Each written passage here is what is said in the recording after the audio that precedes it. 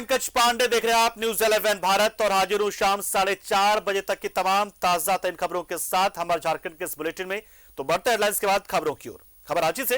राज्यपाल से विधायकों के प्रतिनिधिमंडल ने मुलाकात की है। मुख्यमंत्री हेमंत सोरेन के नेतृत्व में राज्यपाल से मुलाकात हुई। स्थानीय नीति और आरक्षण संबंधी विधेयक केंद्र को भेजने का आग्रह किया गया है। विधानसभा से पारित विधेयक राज्यपाल के पास फिलहाल लंबित पड़ा हुआ और इसे केंद्र को भेजे जाने की मांग के साथ प्रतिनिधिमंडल ने मुलाकात की, जिसकी अगुवाई खुद मुख्यमंत्री हेमंत सोरेन कर रहे थे।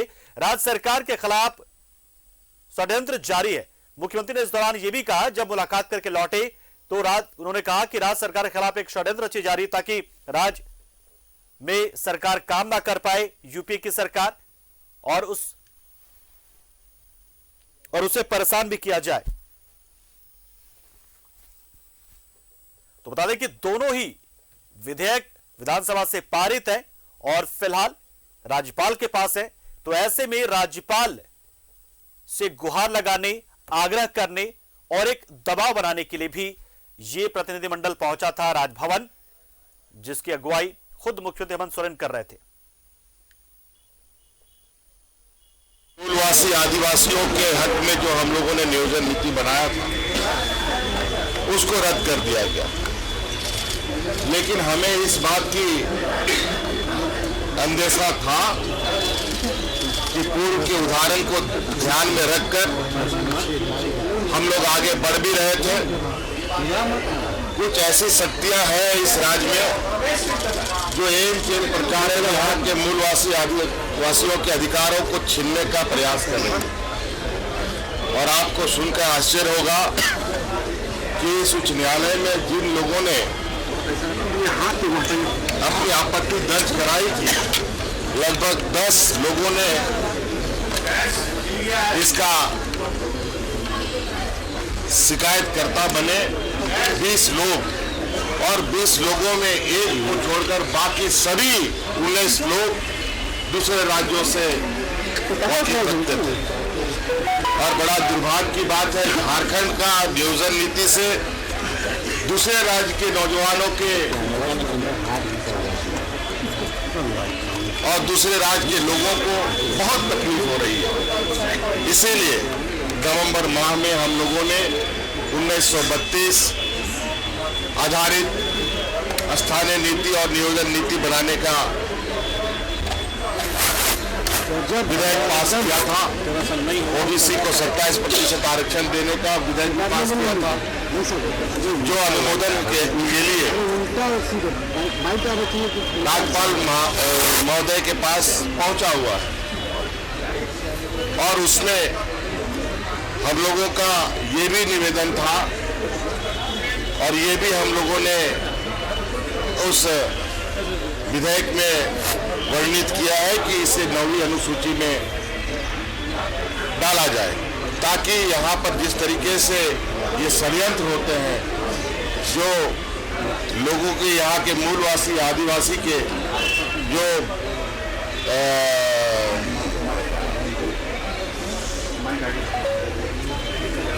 जो अधिकार है उसको मिल पाए। आज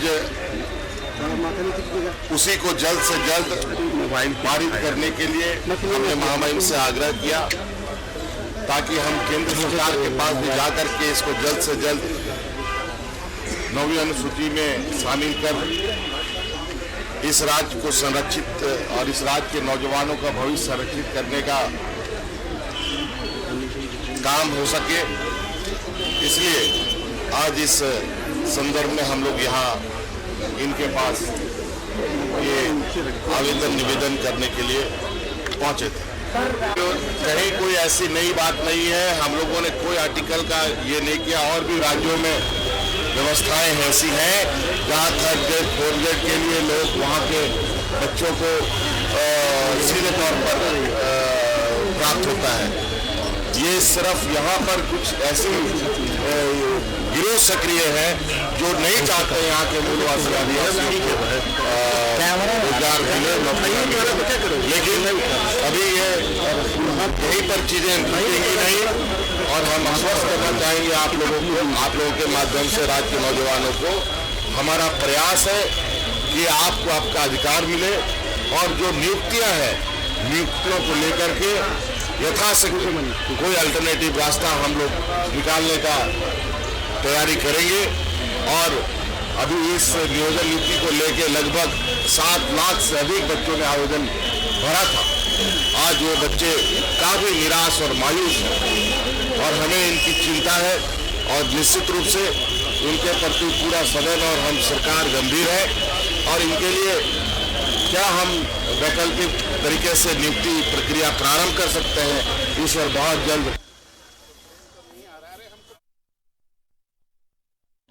कि पीछे जिस तरह से लेट हो जाएगा जे भाई, जो पीछे गाड़ी है। 32 खतियान के बारे में हम लोगों ने बात कर रखी है और हमने कहा कि हमें लगता है कि भाजपा जो है वो आदिवासी विरोधी है, झारखंड विरोधी है और यहाँ के लोगों की विरोधी है। आदिवासियों की, खासकर दलित, आदिवासी, अल्पसंख्यक, पिछड़ा वर्ग की भाजपा विरोधी है और ये नहीं चाहती है कि यहाँ झारखंड अपने पैरों में खड़ा हो। हमेशा विवाद और विवाद से लगता है भाजपा का नाता है। अल्टीमेटली राज्यपाल ने क्या कहा? गंभीरता से हम लोगों की बातों को सुना गया और कहा ये नहीं, हर हाल में आप पास करा दीजिए, सेंट्रल भेज दीजिए ताकि वहाँ से हम लोग इसको पारित कराएं और जो झारखंड की जो वर्षों पुरानी जो मांगे हैं 1932 खतियान नियोजन नीति, ये लागू हो सके। रोजगार कैसा था गवर्नर का?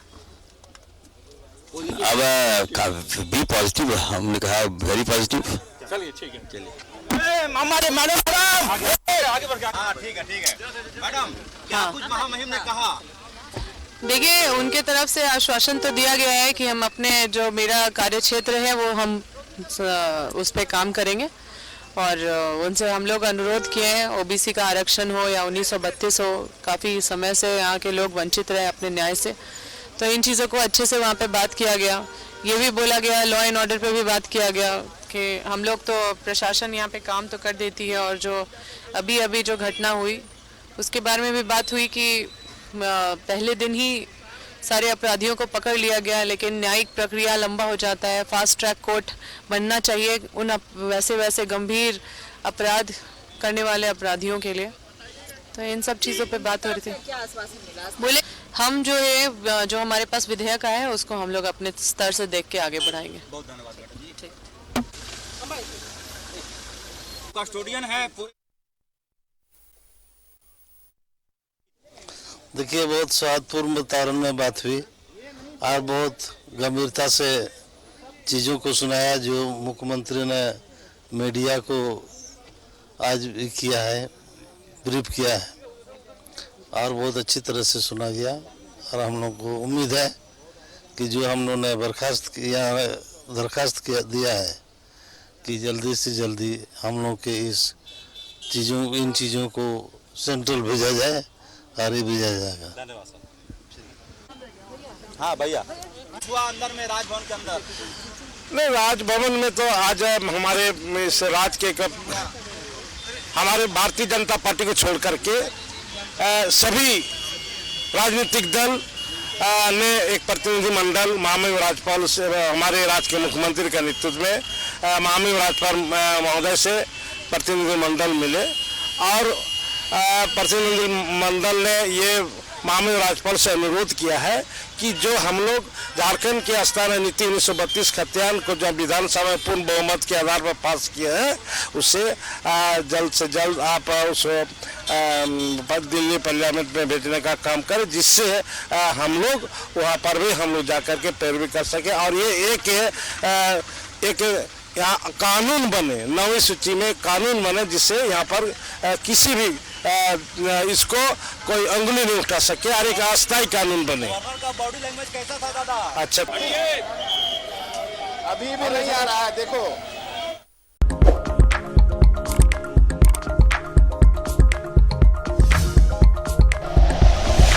Like and share videos, subscribe करें हमारा चैनल और प्रेस करें बेल आइकॉन। न्यूज़ 11 भारत, सच है तो दिखेगा।